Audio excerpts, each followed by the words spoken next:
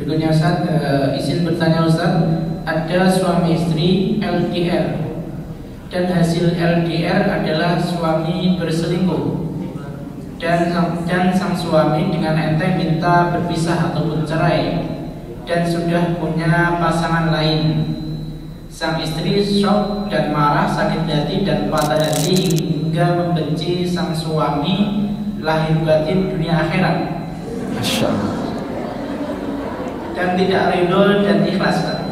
Bagaimana bila demikian Ustaz dan sikap yang diambil sang istri? Jazakumullah khairan.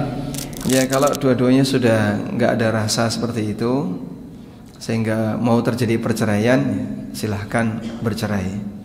Sebab cerai dalam hal ini ya, mungkin bisa jadi hanya solusi satu-satunya. Sebab bergabung kembali belum tentu mereka akan bahagia. Sehingga mohon diperhatikan ya, hukum cerai itu tergantung keadaan. Hukum asalnya makruh, tapi bisa jadi wajib, bisa jadi mubah, bisa jadi haram, tergantung keadaan. Ada mbak perceraian yang hukumnya wajib? Ada. Contohnya istri berzina, suami tahu istrinya berzina, maka pada posisi itu sang suami wajib menceraikan istrinya. Karena kalau tidak, nanti dia jadi lelaki dayus. Lelaki dayus itu lelaki yang tidak punya rasa cemburu.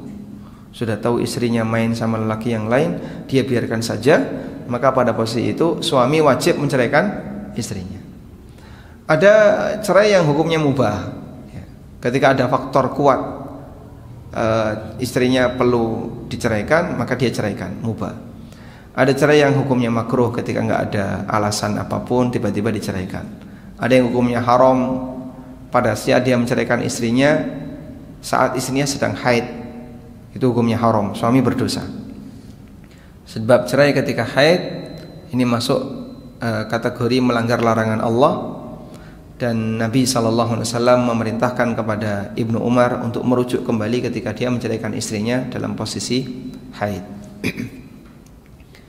Nah, dalam keadaan seperti yang tadi diceritakan, jika memang sudah tidak memungkinkan lagi untuk disatukan karena sama-sama sudah nggak suka, misalnya si suami sudah punya wanita idaman lain, sang istri juga sudah emosi sama suaminya, ya sudah bisa jadi cerai itu solusi yang terbaik.